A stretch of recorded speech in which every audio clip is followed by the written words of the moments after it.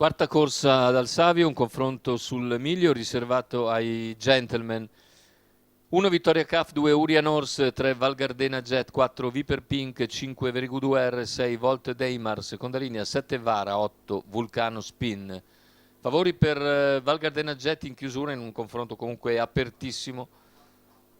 Vediamo l'errore in fase di lancio proprio di Val Gardena Jet e si avvantaggia Very Good UR nei confronti di Vittoria Calf e numero 3 Horse. Parte Val Gardena Jet dalla seconda fila Vara in quarta posizione, poi gli altri a seguire. La squalifica per Val Gardena Jet, quinta posizione per Viper Pink, via via tutti gli altri. 200 iniziali che se ne vanno in 15 e 9. Numero 2 Urian Horse, intanto la squalifica per Urian Horse che era in terza posizione in corda, così guadagna una posizione Vara e si ritrova terza in corda davanti a Viper Pink e agli altri. 400 iniziali che se ne vanno in 32 e 3, la presa comoda.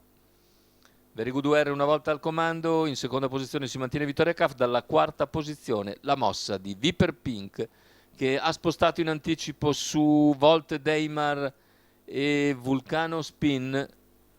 Vediamo i 600 completati con Very Good UR sempre leader, seguito da Vittoria Calf, all'esterno Viper Pink che si trascina Volt Deimar. Giro iniziale in 1,4 e mezzo. Cavalli ora che affrontano la penultima piegata, sempre condotti da Very Good UR che è in vantaggio su Vittoria Calf, all'esterno si impegna Viper Pink con in schiena Volt Deimar, se ne va 1 chilometro iniziale molto tranquillo in 1,23.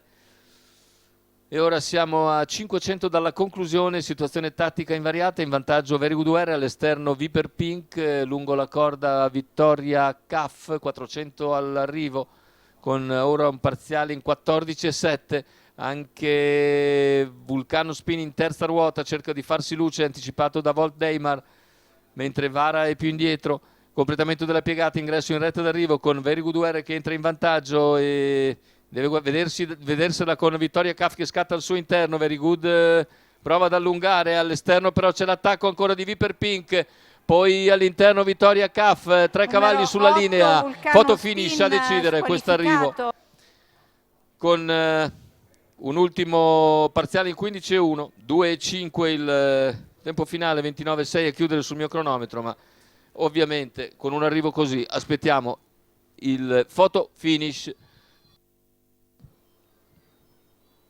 Sono in 3 praticamente sulla stessa linea.